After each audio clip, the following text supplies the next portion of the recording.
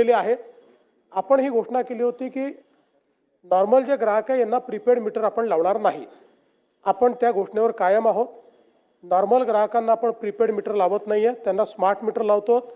Smart meter लावल्यानंतर आत्तापर्यंत smart मीटरचा लोकांना फायदा झालेला आहे, कारण आपण हा निर्णय घेतला की जो स्मार्ट मीटर लावेल त्याला 10% आपण वीज बिलात रिबेट दिलेली आहे। जवळपास 2 वर्ष दिली, मी एक्झॅक्ट मला आता आठवत नाही, पण त्यांना रिबेट दिलेली आहे। त्याच्यामुळे स्मार्ट मीटर जे काही लागलेले आहेत ते लागल्यानंतर बरं, स्मार्ट मीटरमध्ये सगळ्यात मोठा फायदा असा आहे, कुठल्या कालावधीत म्हणजे त्याचं ॲप आहे, तुमच्या मीटरचं किती म्हणजे तुम्ही वीज वापरली प्रत्येक तासाचा रिपोर्ट तुम्हाला मिळतो त्याच्यावर।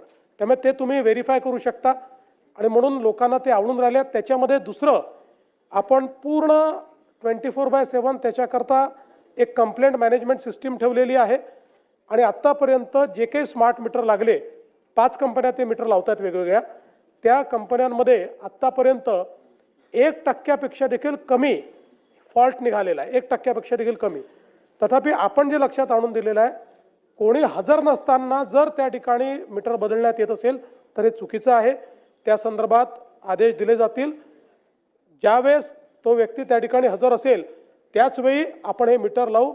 सगळ्यात महत्त्वाचं, ज्या घरगुती ग्राहकांना स्मार्ट मीटर लागलं त्यांच्या कोणाचाही आत्तापर्यंत म्हणजे आहे, मी सांगितलं 1%पेक्षा कमी, पण 99% लोकांचं बिल कुठेही वाढलं